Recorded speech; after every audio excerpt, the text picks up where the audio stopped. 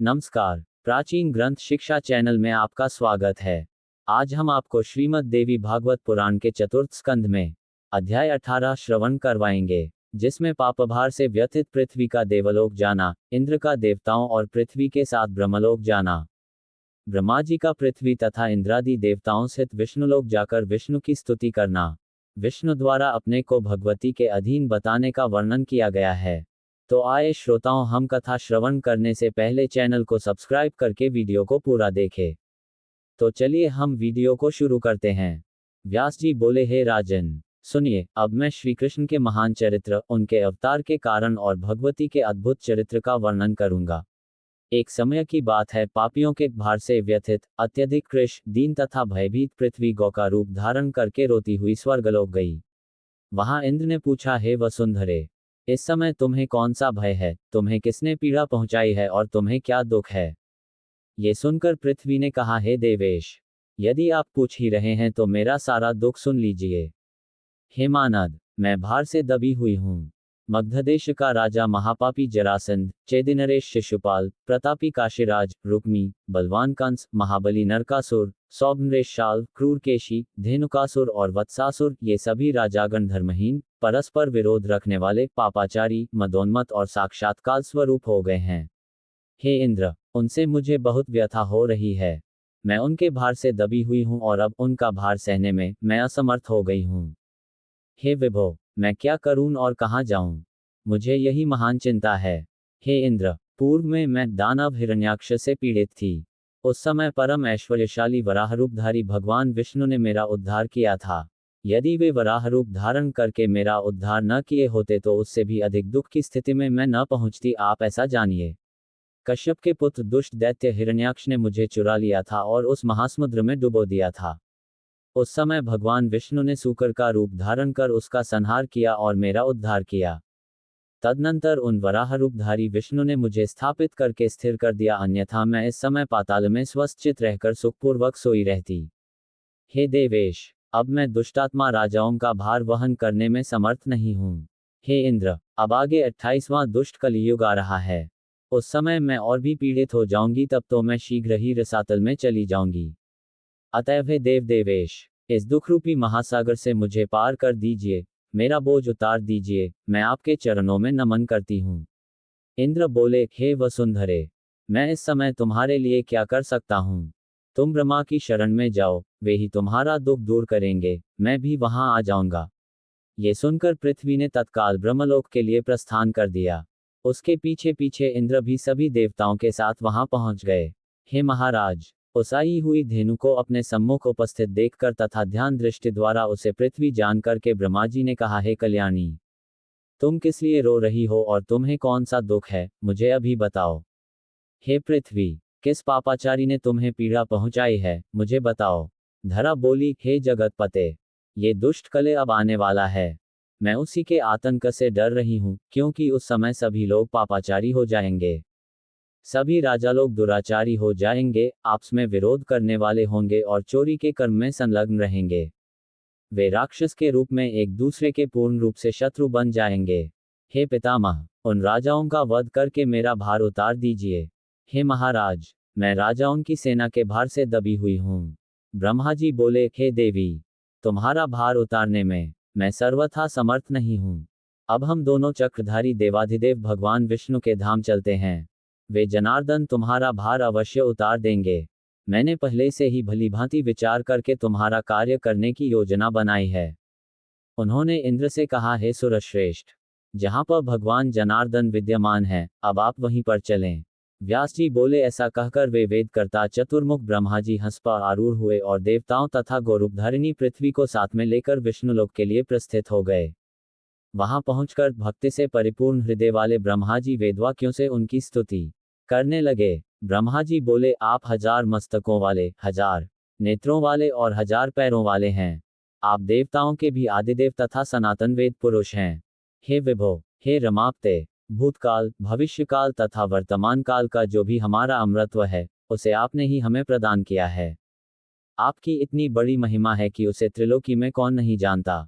आप ही सृष्टि करने वाले, पालन करने वाले और संहार करने वाले हैं। आप सर्वव्यापी और सर्वशक्ति संपन्न हैं। व्यास जी बोले, इस प्रकार स्तुति करने पर पवित्र हृदय वाले वे गरुड़ध्वज भगवान विष्णु प्रसन्न हो गए और उन्होंने ब्रह्मा आदि देवताओं को अपने दर्शन दिए। प्रसन्न मुखमंडल वाले भगवान विष्णु ने देवताओं का स्वागत किया और विस्तारपूर्वक उनके आगमन का कारण पूछा। तदनंतर पद्मयोनि ब्रह्मा जी ने उन्हें प्रणाम करने के उपरांत पृथ्वी के दुख का स्मरण करते हुए उनसे कहा, हे विष्णु, हे जनार्दन, अब पृथ्वी का भार दूर कर देना आपका कर्तव्य है। अतः हे दयानिधे, द्वापर का अंतिम समय उपस्थित होने पर आप पृथ्वी पर अवतार लेकर दुष्ट राजाओं को मारकर पृथ्वी का भार उतार दीजिए। विष्णु बोले, इस विषय में मैं, विष्णु, ब्रह्मा, शंकर, इंद्र, अग्नि, यम, त्वष्टा, सूर्य और वरुण कोई भी स्वतंत्र नहीं है। ये संपूर्ण चराचर जगत योगमाया के अधीन रहता है। ब्रह्मा से लेकर तृण पर्यंत सब कुछ सात्विक, राजस, तामस गुणों के सूत्रों द्वारा उन्हीं में गुंथा हुआ है। हे सुव्रत, वे हितकारिणी भगवती सर्वप्रथम स्वेच्छापूर्वक जैसा करना चाहती हैं, वैसा ही करती हैं। हम लोग भी सदा उनके ही अधीन रहते हैं। अब आप लोग स्वयं अपनी बुद्धि से विचार करें कि यदि मैं स्वतंत्र होता तो महासमुद्र में मत्स्य और कच्छप रूपधारी क्यों बनता?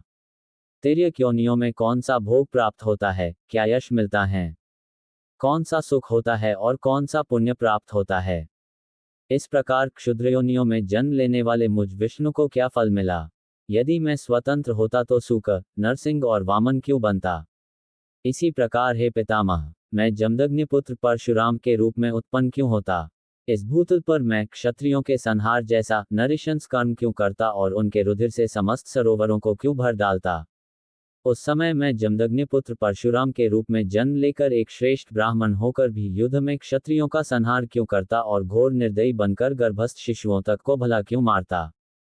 हे देवेंद्र, राम का अवतार लेकर मुझे दंडकवन में पैदल विचरण करना पड़ा, गेरुआ वस्त्र धारण करना पड़ा और जटावल कलधारी बनना पड़ा। उस निर्जन वन में असहाय रहते हुए तथा पास में बिना किसी भोज्य सामग्री के ही निर्लज होकर आखेट करते हुए मैं इधर उधर भटकता रहा।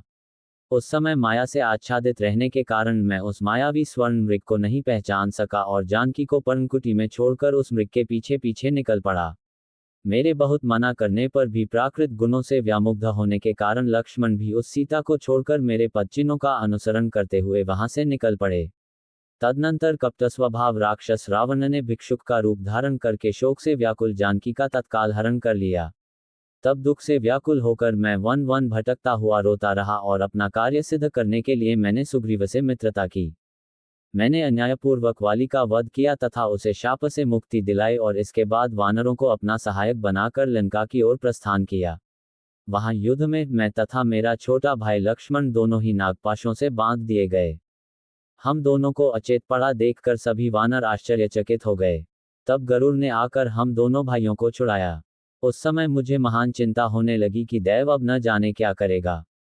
राज्य छिन गया, वन में वास करना पड़ा, पिता की मृत्यु हो गई और प्रिय सीता हर ली गई। युद्ध कष्ट दे ही रहा है, अब आगे दैव न जाने क्या करेगा। हे देवतागण, सर्वप्रथम दुख तो मुझ राज्य विहीन का वनवास हुआ। वन के लिए चलते समय राजकुमारी सीता मेरे साथ थी और मेरे पास धन भी नहीं था।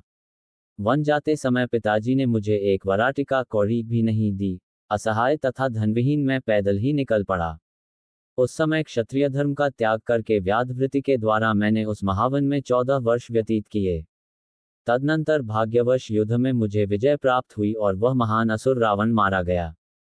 इसके बाद मैं सीता को ले आया और मुझे अयोध्या फिर से प्राप्त हो गई। इस प्रकार जब मुझे संपूर्ण राज्य मिल गया, तब कोसल देश पर अधिष्ठित रहते हुए मैंने वहां पर कुछ वर्षों तक सांसारिक सुख का भोग किया। इस प्रकार पूर्व काल में जब मुझे राज्य प्राप्त हो गया तब मैंने लोकनिंदा के भय से वन में सीता का परित्याग कर दिया।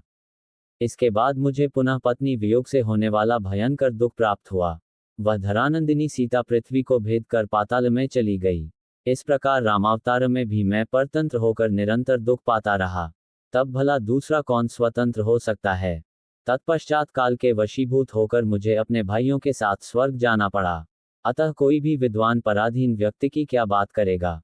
हे कमलोद्भव, आप ये जान लीजिए कि जैसे मैं परतंत्र हूं वैसे ही आप, शंकर तथा अन्य सभी बड़े बड़े देवता भी निश्चित रूप से परतंत्र हैं।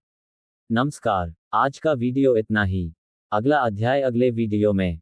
संपूर्ण देवी भागवत पुराण सुनने के लिए बने रहे हमारे YouTube चैनल प्राचीन ग्रंथ शिक्षा पर। धन्यवाद।